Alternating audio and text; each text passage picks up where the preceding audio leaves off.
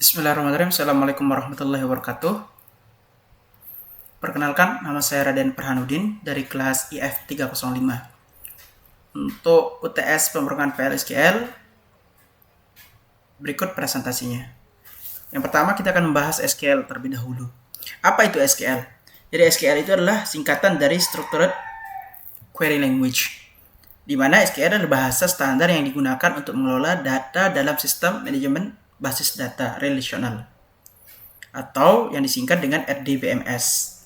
Nah, ada beberapa jenis RDBMS yang populer, diantaranya itu ada MySQL, kemudian PostgreSQL, kemudian Oracle, kemudian SQL Server, dan ada juga yang lainnya.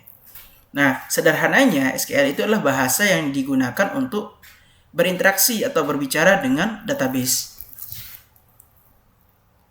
Untuk materi selanjutnya, kita akan membahas tentang PostgreSQL. Apa itu PostgreSQL? Jadi PostgreSQL itu adalah sistem manajemen basis data relational object, atau dalam istilah bahasa Inggrisnya itu adalah Object Relational Database Management System, di mana PostgreSQL ini bersifat open source, artinya dapat digunakan oleh siapapun. Nah, kenapa banyak yang menggunakan dan sangat populer? Itu karena dia kuat dan canggih. Nah, ada beberapa jenis perintah, ada yang namanya DDL, kemudian nanti juga ada namanya DML. Nah, DDL ini untuk strukturnya, mulai dari membuat database, kemudian membuat tabel, kemudian mengubah struktur tabel, ya, menghapus tabel. Nah, untuk membuat database, kita bisa menggunakan perintah create database. Nah, nama databasenya apa? Nah, setelah dibuat, setelah membuat database, kita nanti akan melanjutkan dengan membuat tabel. Perintahnya create table, kemudian nama tabelnya apa. Oke, di mana di dalamnya itu akan nanti ada kolomnya, tipe datanya, kemudian constraint-nya apa, primary key, index, atau dan lain sebagainya. Nah, untuk perintah DL selanjutnya itu bisa juga kita gunakan untuk merubah struktur tabel. Misalnya merubah atau menambahkan nama kolom.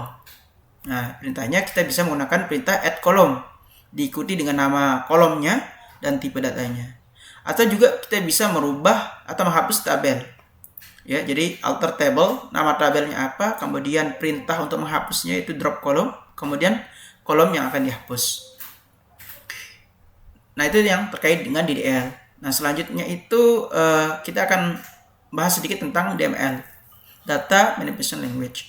Nah, ada beberapa perintah dasar, yaitu ada insert, kemudian update, delete untuk datanya, ya, isi dari tabelnya. Nah, untuk insert data ke dalam tabel, kita bisa menggunakan perintah insert into, kemudian diikuti nama tabelnya, buka kurung, kolom yang akan diisi, kolom 1, kemudian kolom 2, dan seterusnya. Kemudian ditutup dengan tutup kurung, diikuti dengan value atau nilai yang akan diberikan. Misalnya untuk kolom 1 diberikan nilai 1, kemudian kolom 2 diberi nilai 2, dan seterusnya. Contoh, kita akan menambahkan satu data dengan nama Budi Santoso dengan gaji 650.000. Nah, perintahnya insert into nama tabelnya, misalkan karyawan, kemudian namanya apa, ya, ini kolomnya, kolom nama, kemudian gaji, diikuti dengan nilainya. Untuk nama, nilainya itu Budi Santoso, dan gaji diberikan nilai 650.000. Nah, ini contohnya. Selanjutnya, data yang sudah kita tambahkan bisa kita tampilkan dengan perintah select bintang from karyawan. Nah, ini akan menampilkan seluruh field, ya. Ini artinya select all, ya. Jadi select all bintang from karyawan, semua tabelnya. Kemudian kita juga dapat memperbarui data atau yang kita kenal dengan update. Nah, perintahnya update, ini komennya update, kemudian nama tabelnya apa, kemudian kita set kolom apa yang akan dirubah. Misalkan kolom 1 nilai barunya apa, kemudian kita juga akan mengubah kolom 2 dengan nilai barunya apa. Nah, kemudian diikuti dengan perintah where. Where ini kondisi dari datanya. Misalkan ID sekian misalkan nanti, atau namanya siapa, seperti itu. Nah, ini bisa dibilang bersifat wajib ya, karena kalau tidak kita tambahkan kondisi where ini, tentu nanti yang diupdate itulah seluruhnya. Jadi tidak melihat kondisi. Nah, contohnya misalkan kita ingin mengupdate data karyawan dengan nama Budi Santoso, kita ingin ubah gajinya menjadi 7 juta. Maka perintahnya update karyawan, set gajinya menjadi 7 juta, kemudian where nama yang akan diubah itulah Budi Santoso. Berikutnya itu menghapus data ya. Jadi kita bisa menggunakan perintah delete from nama tabel, kemudian where kondisinya apa. Sama seperti update, jadi kita perlu menambahkan where. Jika tidak, maka seluruh barisnya akan dihapus ya. Kemudian contohnya seperti ini. Jadi delete from karyawan, di mana kondisinya itu adalah ID sama dengan 10. Jadi yang dihapus adalah ID yang data karyawan yang memiliki ID 10, seperti itu. Nah, untuk materinya seperti itu. Kita lanjutkan ke tugasnya. Tugas berikutnya itu adalah kita akan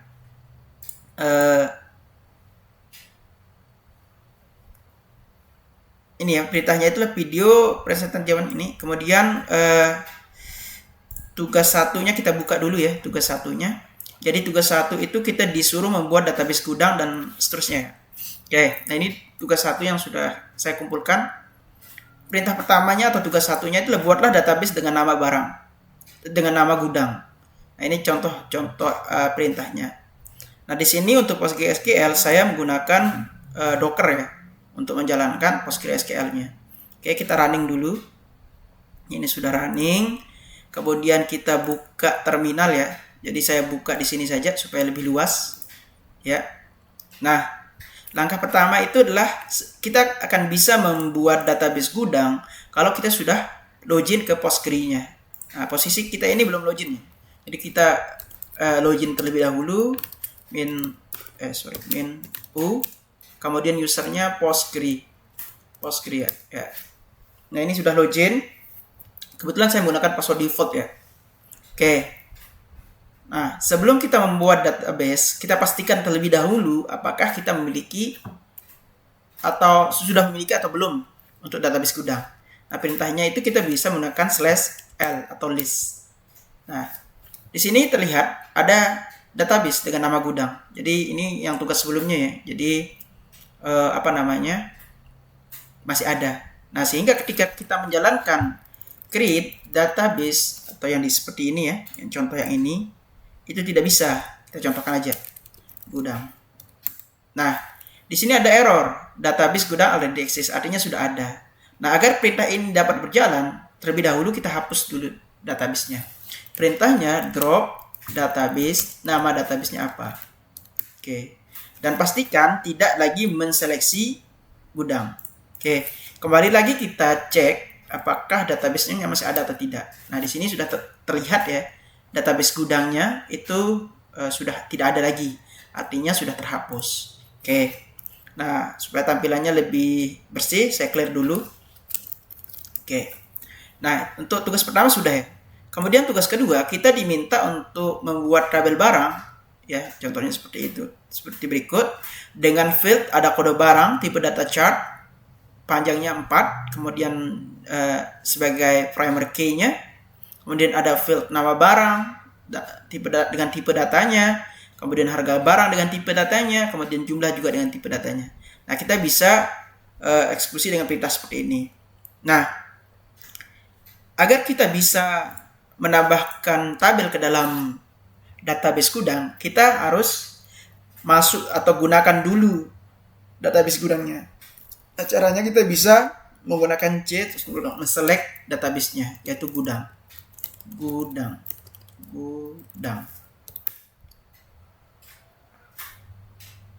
Oke, sebentar. Not exist. Oke, saya cek dulu RL. Oh iya, belum dibuat ya, sorry. Saya clear dulu, kita create database-nya terlebih dahulu karena belum ada. Create database gudang. Tadi sudah kita hapus ya. Nah, ini sudah berhasil. Selanjutnya kita pindah atau gunakan database gudangnya. Gudang. Nah, sehingga nanti di sini ini sudah ada database yang spesifik. Jadi you are now connected to database gudang menggunakan user Postgre. Oke, ini saya clear dulu. Nah, sesuai dengan perintah yang kedua atau tugas yang kedua, kita diminta untuk membuat tabel. Nah, untuk mempercepat proses pembuatan tabel, saya membuat contekan seperti ini, ya, supaya gampang dieksekusi. Ya, kemudian kita jalankan perintahnya. Kita paste, ya, kemudian kita enter. Nah, create table. Tabelnya sudah dibuat seperti itu. Oke, kalau kita ingin melihat tabelnya atau display tabelnya, kita bisa menggunakan perintah min d. Nama tabelnya itu apa? Barang. Oke, ini ya. Jadi nama tabelnya barang.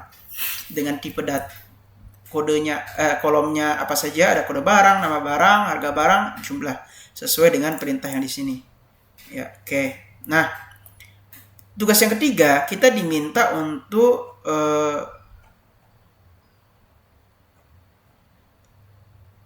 mengisi tabelnya dengan data yang ini.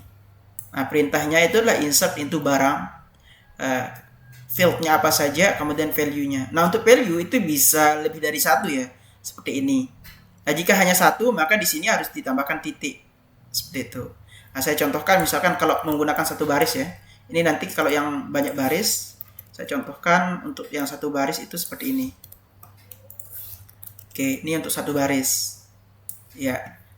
Oke, satu baris. Nanti kita bisa insert satu baris.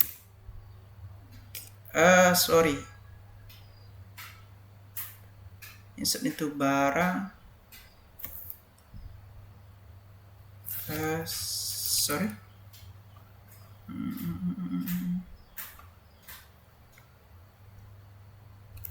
Ada yang keliru, sebentar. Insert into barang, kode barang. Oke, harga barang, jumlah, values-nya 3. Kita cek kode barang. Insert into barang line 1. Oh, sorry, bukan kode barang ya. Karena di sini kita bikinnya kode barang. Nah, ini kita insert menjadi seperti ini. Oke, nah ini sudah ditambahkan 1. Ya. Oke, nah untuk melihat hasilnya kita bisa menggunakan perintah seperti pada slide tadi ya, menggunakan perintah select bintang from, nama tabelnya itu adalah barang. Nah, ini sudah ditambahkan 1. Nah, selanjutnya kita tambahkan yang kedua. Oke, kita tambahkan yang kedua. Nah, ini. Nah, supaya cepat saya tambahkan semuanya saja. Oke, dah. Kita cek lagi. Ini sudah berhasil ditambahkan 4 ya. Jadi select bintang from, namanya itu adalah barang. Oke, ini sudah ditambahkan 4. Dan untuk tax 3 sudah ya. Oke, kita ke sini. Jadi sudah berhasil ditambahkan. Nah, perintah berikutnya atau soal yang nomor 3, gunakan perintah update untuk mengubah nilai harga barang. Ya, harga barang baju kotak-kotak menjadi 900.000. Jadi perintahnya seperti ini nih. Tolong update barang, set harga barangnya menjadi 99.000, di mana kode barangnya itu, atau karena di sini dia menggunakan baju kotak-kotak, ada 2 kemungkinannya. Jadi bisa kita pakai nama barangnya untuk where-nya, atau bisa juga kita menggunakan kode barangnya. Oke, kita contohkan misalkan seperti ini ya. Untuk memudahkan kita, saya buatkan komennya di sini saja. Jadi update ya, nama tabelnya apa, kemudian kita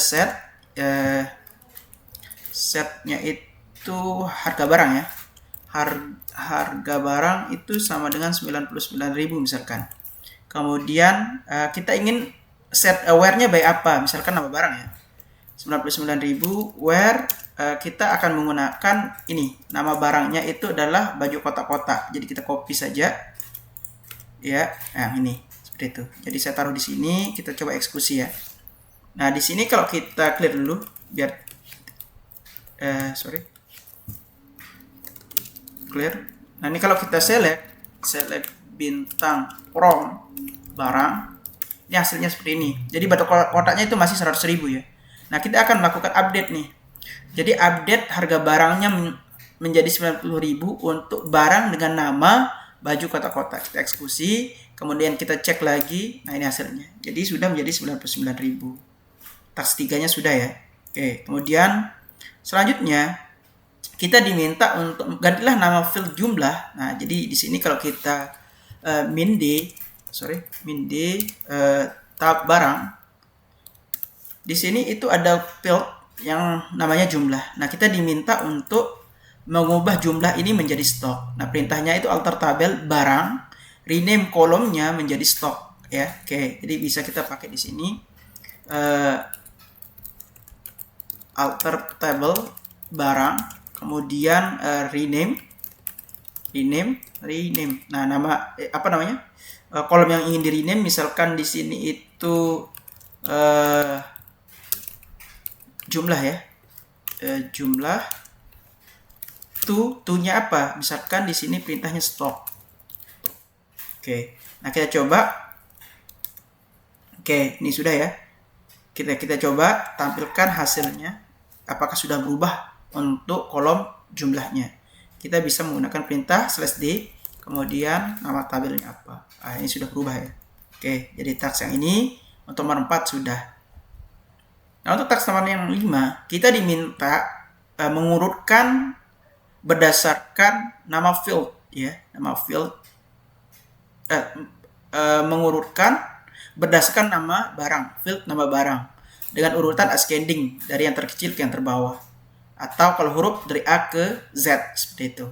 Nah, bisa kita menggunakan perintah select bintang from, nama barangnya apa, nama tabelnya apa, kemudian order by-nya itu field apa, kemudian diikuti sortingnya berdasarkan apa, ascending kah atau apa. Kita bisa menggunakan perintah. Ini saya clear dulu ya. Jadi select bintang from barang order by. Nah, order by-nya itu apa? Misalkan tadi diminta nama barang ya. Nah, di sini kita bisa menggunakan nama barang ya. Nama BRG kalau nggak saya. Ya, nama barang. Kemudian sortnya itu ascending atau descending. Misalkan kalau ascending berarti kita tulisnya ASC seperti ini. Nah, ini. Kalau kita menggunakan DSC nanti itu terbalik dari topi, sandal, kaos dan seterusnya. Ya. DSC, nah seperti ini.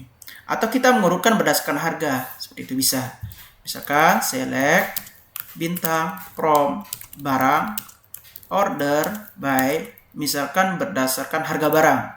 Harga BRG, nah ini bisanya yang termahal atau yang termurah lah ya. Oke, jadi yang termurah ke yang termahal. Seperti itu. Oke. Jadi tasknya sudah selesai. Mungkin itu yang dapat saya sampaikan. Kurang lebihnya mohon maaf. Assalamualaikum warahmatullahi wabarakatuh.